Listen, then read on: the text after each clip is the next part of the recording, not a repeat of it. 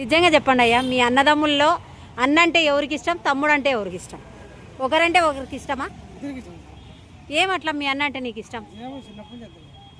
నీకు మీ తమ్ముడు అంటే అంటే గుండెకాయనా? ఎందుకు అట్లా? ఒక తల్లి పిల్లలం కాదు, అందుకనే పానమా? మరి కాకపోతే ఇప్పుడు అర్థమేముంది, ఒక తల్లికి ఒక రక్తాన్ని పంచుకొని పుట్టినాం మన ఇద్దరం. మరి అప్పుడు తేడా కనపడితే ఎట్లుంటుంది? కరెక్టే, బాగా చెప్పారు.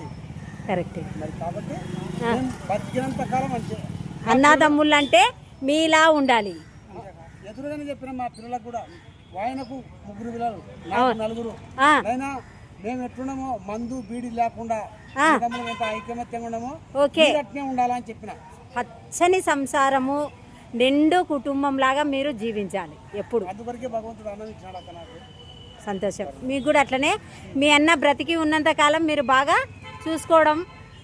ఆయనకు హెల్త్ బాగాలేదు కదా, కాస్త చెయ్యి బాగాలేదు కదా, బాగా చూసుకోండి.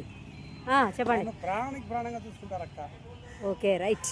ఇంత తేడా లేదు. Okay okay, right. మా కుటుంబం అక్కడ ఏం లేదు పచ్చని చెట్టు కింద ఉన్నాము. ఎందుకంటే నా ప్రాణానికి కూడా అడ్డమేసి మా తమ్ముడు నన్ను కాపాడుకున్నాడు. ఏడవకు. సంతోషంగా చెప్తున్నావు, చాలా సంతోషం. మరి అటువంటి వాడిని దూరం చేసుకుంటున్నాను నేను. అంతేలే, ఏడ్చకు పెద్దనా. నా పిల్లల కన్నా ఎక్కువ నా తమ్ముడు. రైట్. అన్నదమ్ములు అంటే మీలాగా ఉండాలని ఈ ప్రపంచానికి తెలియజేస్తాను నేను. ఓకేనా? రైట్. సంతోషం.